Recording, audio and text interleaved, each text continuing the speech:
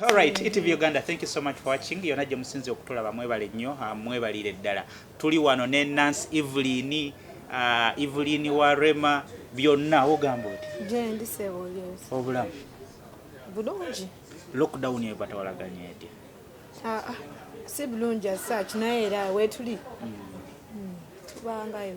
Mwebale kunyirira abamu basiwuse bannabitone mu at least olabawo enjawulo n'ogamba owaye Evelyn amaze emyezi 6 takola naye kyekyo. Kitiibwa kya Mukama nebaza webaza Mukama. Katonda nze yankolera buli kimu. Yes. So kyekiddako mumaze ebbanga ddene temukola kyaki bazigudde partially amasomero bagagudde partially bannabitone tebannabalowoozaako. I don't know tulinze mnango osanga naffe banatulowoozaako naye nga kyetwandisabe batugule because talents zaffe tuzitulidde obugoye bwaffe emizannyo gyaffe amazina gaffe tujja natuuka nga ebiwato tebikyanyeenya because tulya buli mmere kwebaka ite mukola muka training newogakola nga tugenze wali era olaba ku ka training newogakola olina okugenda because show eba yanjawulo nnyo ku training wano bwokola ku training si bwogenda obeera wali ku stage okitege kuba wali ku stage okukola nga ozze kumatiza abantu ojjayo buli kimu like nga show gye tugenda okukola awo ku independence ya de egenda kuba online show ya Ebonies nti awujalaba nga kyanjawulo ekyo jolaba eri mu rehearsal era si kyo jolabaawo soko tuyitiremu ekigenda okubeera ku Independence Day tuyinayo omuzannyo omupya baguyita Disempeno. Disempeno? Yes, Disempeno gwa Ebonies. Tugenda gukola online show. And Dr. Bossam agenda kujja bakibanyonyola bulungi because he is my boss. It's going to be online? Yes, online show. Platform ki Facebook platform ky'abantu wali babuulidde ne bamakinga date? Ku Facebook. Erinnya 9th October.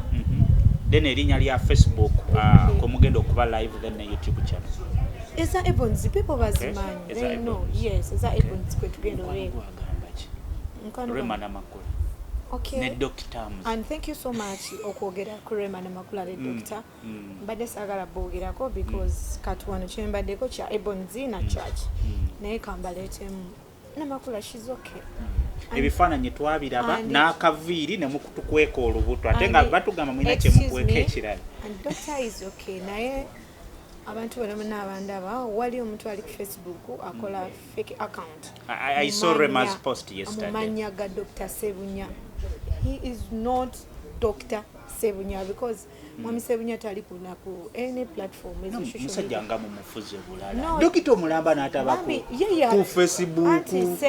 Sebo omuntu yasalawo nti kisibyagala naye bambi tabiriiko leka nnyonnyola abantu gwoyina byoyagala okwogera naye nange Eva nina taliiko wama bamuwayiriza tali ku Instagram tali ku Facebook tali ku YouTube talina wadde anything omwami okwali tali ku mutimbagano naye omuntu oyo atodde yogera anyway bambi balayika baagala mussa naye nze kyemanya aliko ekisa kya Katonda ekitajja kusoboka byebyange waliwo omuntu ayinza okuba eyo n'alowooza nti anticipating nti Rema yasuubiza agenda kukola pressure over that issue. Is it something very big nti kyetaagisa bannamawulire okutegeeza ensi nga Dr. Sebunya bw'atali ku mutimbagano gonna? Ali yakibagamba. Yagambye according to her post n'agamba agenda kubaako kyakola okutegeeza ensi possibly a pressure very soon maybe in the course of the week. Okay, ndowooza yabagambye. Waba yakibagambye era ajja kikola.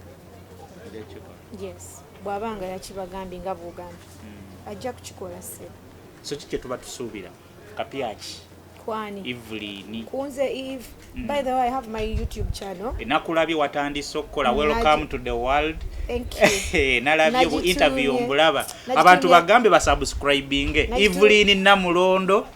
Ku YouTube oba yeeyo simanyi. Nagitumye chill with Evelyn Namulondo. Nenga channel yenyine bagiyita Evelyn Namulondo. Yeah. So you go there and subscribe.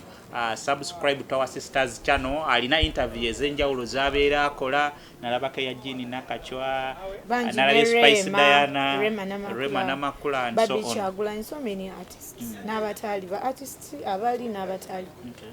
Yes. So basically, should we say that embeera eriwo ekugize n'ogamba owaaye kuba kyano wagirina naye ng'obadde toteekako nno tobadde toli serious nnyo ng'otera kuteekako waakawo olumu gw'okozeekozeeyo nga toteekako nnyo mbadde nga sigiwabudde lwa nsonga mbadde nga mbeera bize nga muwaking naye kati mbadde ndi awaka ne ngamba why not leka obudde weebuli leka mukozesa waliwo abatugamba Rema bamutudde ivulirina mulondo ova ddi ku lujja embaga tusuubire ddi tutegeke ddi ekkanzu kali akagundi kalango keyalateerayo mbuno am searching and sing and searching ate era we lunaaba lutuuse very soon nja kubayita mbajjodde nti kakati ngenda so kati saawa zino okyali sing and searching tusukume essaala omusajja akyabuze kyekyo nesonywa nvaako ngenzi wansi